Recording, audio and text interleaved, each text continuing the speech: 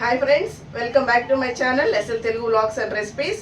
ఈరోజు మనం చేసుకునే రెసిపీ అండి గోంగూర పులావ్ ప్రిపేర్ చేసుకుంటున్నాము.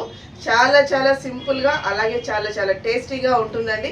అది ఎలా ప్రిపేర్ చేసుకోవాలో దానికి కావాల్సిన ఇంగ్రీడియంట్స్ ఏంటో నేను ప్రిపేర్ చేస్తూ చూపిస్తాను. వచ్చేసేయండి, వీడియోలోకి చూసేద్దాం. గోంగూర పులావ్ ప్రిపేర్ చేసుకోవడానికండి నేనైతే కుక్కర్ పెట్టాను, అందులో ఆయిల్ కూడా వేసేసాను. ఆయిల్ హీట్ ఎక్కింది.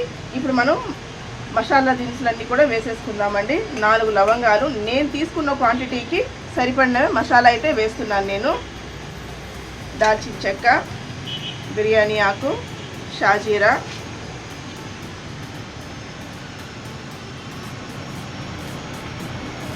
ఇలాచీ ఇవన్నీ కూడా వేసుకోవచ్చండి. కాకపోతే గోంగూర ఫ్లేవర్ మాత్రమే కావాలనుకునే వాళ్ళు వాటిని స్కిప్ చేసేస్తే గోంగూర ఫ్లేవర్ మాత్రమే మనకు తెలుస్తుంది.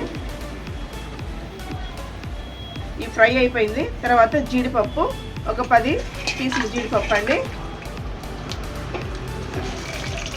ఇది కొద్దిగా ఫ్రై చేసుకుందాము. జీడిపప్పు ఫ్రై అయ్యిందండి. ఇప్పుడు ఆనియన్స్, మీడియం సైజ్ ఆనియన్స్ 2 తీసుకొని ఇలా పొడవుగా కట్ చేసి పెట్టాను. అలాగే ఒక 6 పచ్చిమిర్చి అండి. ఇందులో మనము స్పైసీ కోసం పచ్చిమిర్చి వాడుతున్నాము. ఇంకా మనకి స్పైసీ ఎక్కువ కావాలి అనుకుంటే కొద్దిగా కారం కూడా యాడ్ చేసుకోవచ్చు.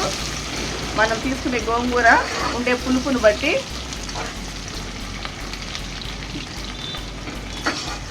ఆనియన్ అంతా కొద్దిగా బ్రౌన్ కలర్ వచ్చే వరకు ఫ్రై చేద్దాము.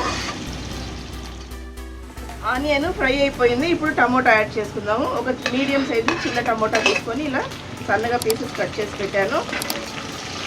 టమోటా కూడా కొంచెం మగ్గనిద్దాము. టమోటా మగ్గిపోయిందండి, బాగా మగ్గిపోయింది.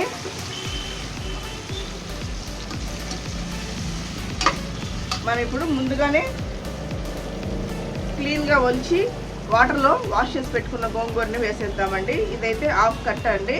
మాకు ఇక్కడ పెద్ద కట్టలుగానే దొరుకుతాయి, దాంట్లో సగం అయితే వేస్తున్నాను నేను. ఎందుకంటే ఎర్ర గోంగూర చాలా పులుపు ఉంటుంది. ఈ పులావ్ కూడా పుల్లగా కారంగా చాలా బాగుంటుందండి. మీరు కూడా ట్రై చేయండి, ఎలా ఉందో కమెంట్లో చెప్పండి. ఇది వేసాం కదా, కొంచెం సేపు మూత పెట్టి మగ్గిద్దాము. బాగా మగ్గిపోయిందండి, మిక్స్ చేసేద్దాం.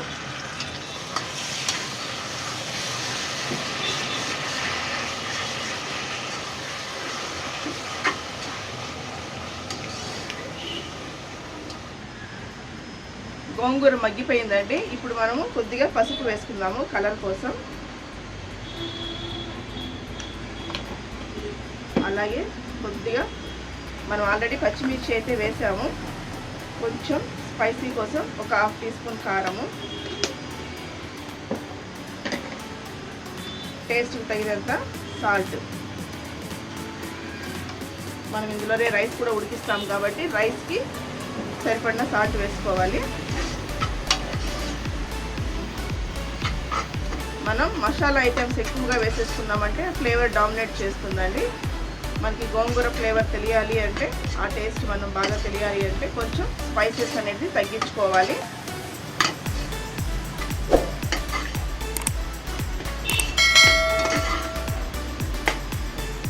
ఒక 2 నిమిషాలు ఇలాగే మగ్గించేద్దామండి.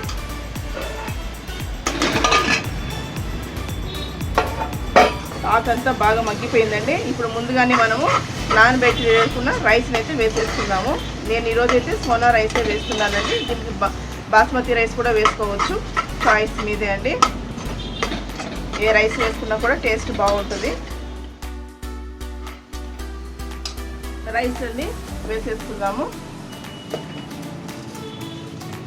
ఒకసారి రైస్ని మిక్స్ చేద్దాం. ఉప్పు ఆల్రెడీ వేసానండి.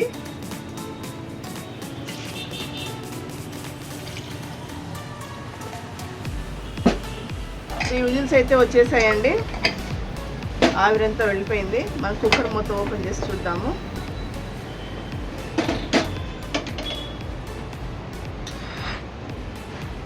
చక్కగా ఉడికిపోయింది. ఇప్పుడు వేడి మీద ఉంది కాబట్టి ఇలా ముద్దగా ఉందండి. ఆరిందంటే మనకి పొడి పొడిగా వస్తుంది. పర్ఫెక్ట్గా ఉడికిపోయిందండి. ప్లేట్లోకి సర్వ్ చేసేసుకుందాము.